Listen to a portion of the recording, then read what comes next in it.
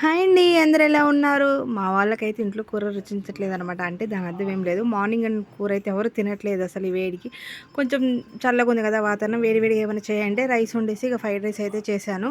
మధ్యాహ్నం అన్నం కూడా ఏం లేదు. అప్పటికప్పుడు ఫ్రెష్‌గా అన్నం వండేసి అయితే చేశాను. మీరు ఇదేంటి ఇలా చేస్తున్నారు అనుకోకండి. ముందైతే ఎగ్స్ ఎందుకు అట్లా ఫ్రై చేశానంటే మా చిన్నోడికి తినిపిద్దామని ఫ్రైడ్ రైస్ అయితే తను తినడు. కారం మసాలా ఉంటుందనేసి తన కోసం మామూలుగా ఎగ్ ఫ్రై చేసి తీసి పక్కన పెట్టేసుకొని కొంచెం లైట్‌గా సాల్ట్ రైస్ ఏసి చిన్నోడికైతే తినిపించేసుకొని తర్వాత మా వారికైతే ఫ్రైడ్ రైస్ చేసుకుంటున్నాను. మంచిగా ఆయిల్ వేసుకొని 3 ఎగ్స్ ఏసుకొని అవి కొంచెం వేగిన తర్వాత అందులో క్యారెట్, పచ్చిమిర్చి మీ దగ్గర ఉంటే ఏమంటారు బీన్స్ గానీ, క్యాప్సికమ్ గానీ అవన్నీ ఉన్నా గానీ ఏసుకోవచ్చు.